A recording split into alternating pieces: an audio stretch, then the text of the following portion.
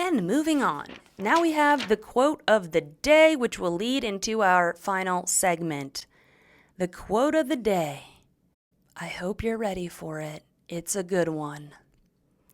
It comes from the Stoic philosopher Marcus Aurelius. And it is this. What we do in life echoes in eternity. What we do in life echoes in eternity. Now, I'll give you a moment. What does that quote mean to you? And I'd like you to ruminate over that quote as you consider today's theme of motives and thoughts. What we do in life echoes in eternity. And now for our final segment, the grand hurrah, if you will. And I will. Thank you very much. Again, on the subject of intentions, authenticity, motives, and thoughts. Again, thank you, Ms. Lauren Hill, for these sentiments. We are here for you. You are a queen and an icon, okay? In the spotlight today, cancel culture and superficial advocacy. Oh my. Wow, that seems complicated, and indeed it is. How do we even attempt to scratch the surface? Well, this past weekend, as I was talking to myself, I attempted to find the words for what exactly I mean, and I hope to find them again now. So let's start with superficial advocacy, and perhaps it would be beneficial to zero in on the niche of mental health, for example. Now, look up what the word superficial means, and you'll see that it's sort of a way of saying limited only to the surface. And as we said earlier, very few things can be fully appreciated by just observing the surface. Superficial advocacy. What I mean by this is in terms of, let's say, mental health. It's almost akin to waving a banner and saying you represent something and that you want something to be destigmatized. But beneath the surface, you can be not really about it. So with the internet and with these pedestals that we stand on and these podiums that we take it upon ourselves to get behind, it is oftentimes the case, and it's concerning to see that people will join the bandwagon of other people saying, let's destigmatize mental health, okay? Let's forget this way that it used to be. We can talk about it. Let's talk about it. And then what? Then they don't talk about it. Then they don't entertain ideas beyond that very superficial advocacy level. So, I mean, in a non-gang sense of the term, it's like waving a false flag, okay? And I was wondering to myself this weekend, I was wondering, why would someone pretend to be behind a cause just because it's popular? And especially with something so important as the mental health conversation. And the only conclusion I could really get behind as motivation for this sort of surface level only advocacy, this sort of feigning support.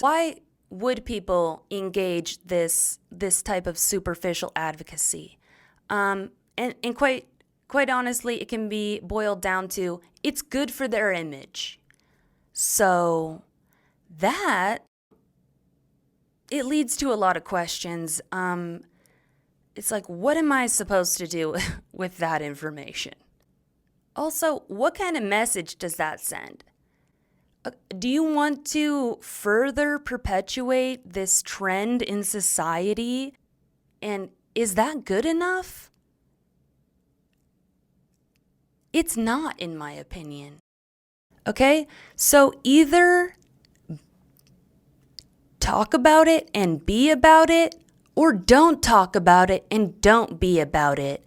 But don't talk about it like you're about it and not actually be about it just because it's good for your image, you know?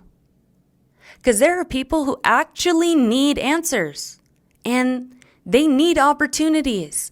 And this isn't just about social media culture. This goes much, much broader, much wider in terms of its expansiveness. I mean, so many false flaggers are in the corporate world. Sorry, all-powerful corporate world, but you are guilty of this too. You want to say that you are an equal opportunity employer. Are you though?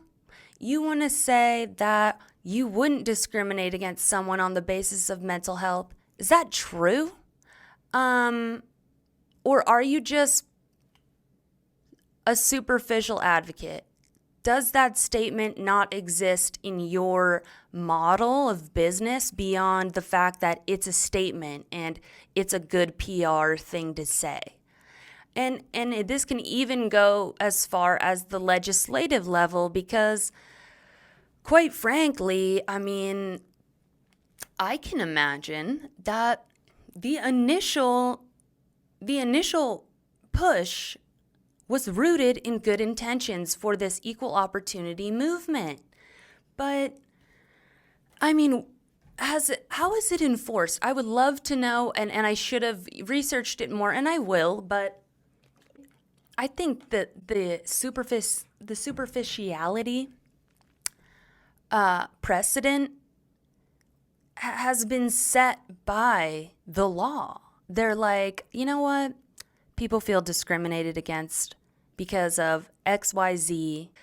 They don't want to feel that way, so why don't we just put a line at the bottom of the application and make it the law that all applications have to say that?